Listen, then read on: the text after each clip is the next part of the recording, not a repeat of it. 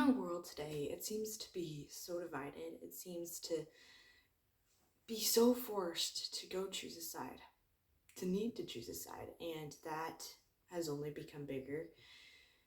50 or 60 years ago, I don't think it would have mattered much if you were a Democrat or Republican, what political party you cared about. But as time goes on, it seems to be bigger and bigger. That gap seems to become bigger. And it's not slowing down. As a matter of fact, it's speeding up. As we saw at the State of the Union, we saw that there's just some that don't seem to care about Americans. There are some that simply don't seem to care.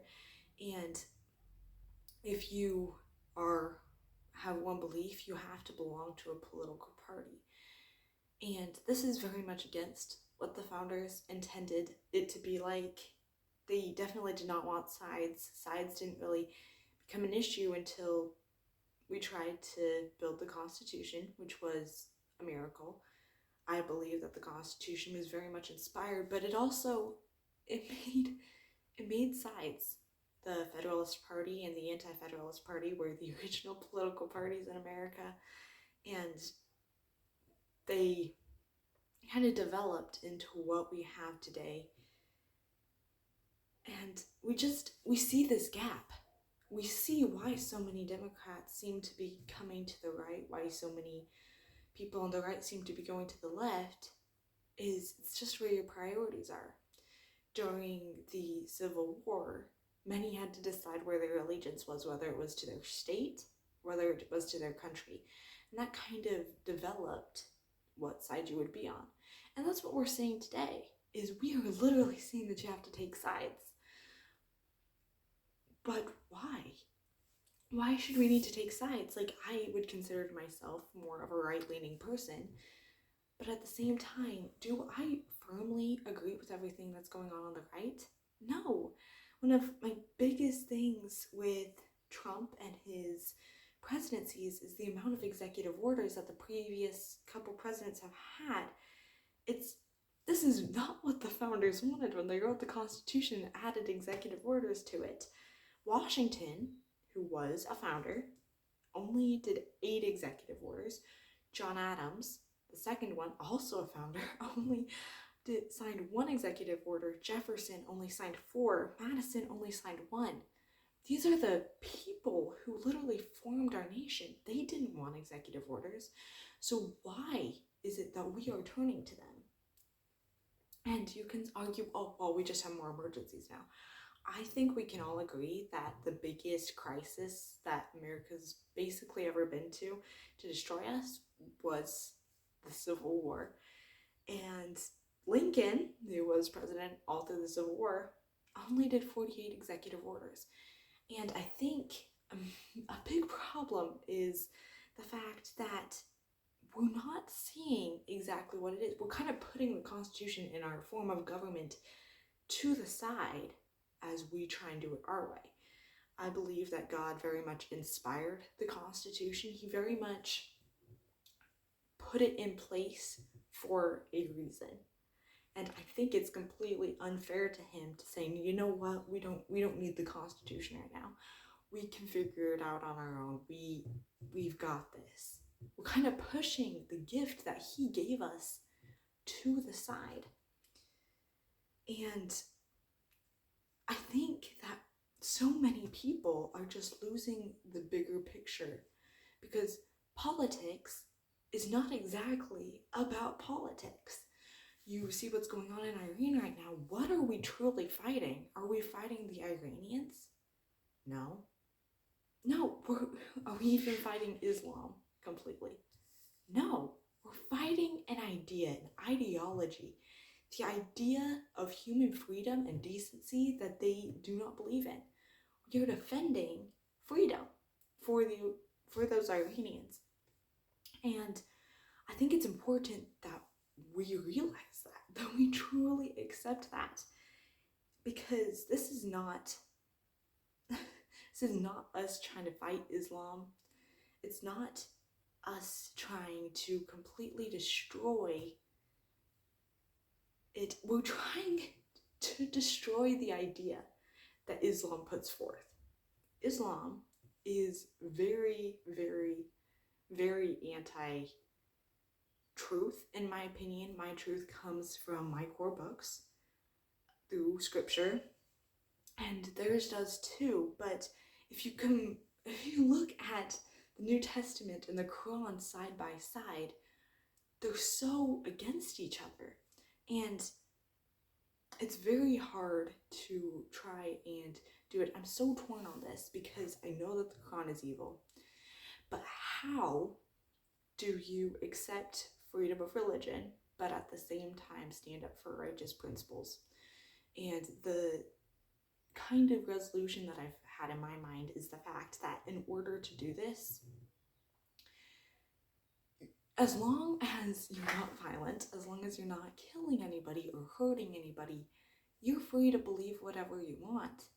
But the minute that you take away the rights of life, liberty, and the pursuit of happiness from people because of their beliefs is when it becomes wrong. And that's what we were seeing in Iran. They were literally killing people for their beliefs. And you see that all throughout the Middle East and a lot of these Islamic countries where they're killing people and hurting people and stealing people's property because of their beliefs. And that's exactly what the Quran says to do. It literally says, go stir heart and fear into the hearts of the unbelievers. Does that sound like the pursuit of happiness? Does that sound like you're trying to uphold these natural God-given rights outlined in the Declaration of Independence? And the answer is no. So we're literally fighting for Iran. And this is a lot of what we were doing in Venezuela as well, is Venezuela didn't have these rights. They did not have the rights of life, liberty, and the pursuit of happiness. They were having property stolen away from them from the government, and they were not able to keep these rights that are so important. And I think it's important that we go help them. Now, you can argue whether or not it's our job. I believe that we still have a lot of work to do here in America.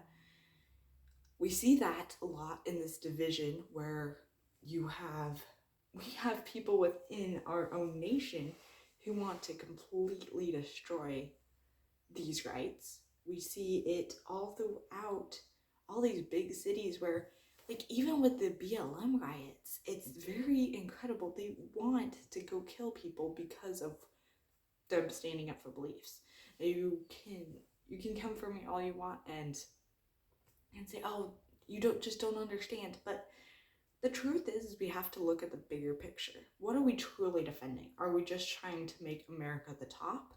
Is that what we're trying to do? Or are we just going into Iran and Venezuela and Cuba and all these nations so that America can have the right hand? Or are we going in to help defend these rights? And I think this is something really important that a lot of the people who are going in need to answer, specifically in the government, is why are we doing this? Because if it's for a good cause and you truly understand it, I feel like that it's okay. And I think we can help them. But I feel like it's important to understand that these countries also have the right to choose their own government. And we're trying to give them that opportunity to choose. So I feel like what Trump's trying to do, and I could end up being wrong, is I think that he's going to go in, he's going to help these nations, he's going to bring them forth, try and explain some of this to them, and then hand the nation back into their hands. And I feel like that's kind of what we're seeing in Venezuela a little bit. We still have quite a bit of presence there right now, obviously. But I hope that's what we're going to end up doing, because these people truly do have the right to choose what government they want. I don't think it's right for the US to come in and say, okay, you have to have a democratic republic like we do. You have to have this. Though I do believe that system of government is very important, I think it's completely wrong to try and force it on to a group of people. And I love our nation. I want to finish off by saying this. I love the Constitution. I think that if our government were to turn to the Constitution more and they were to implement the principles that they put in the Constitution, and rather than turning into a political party, I think we would have a much better government. We would have a much better world for sure.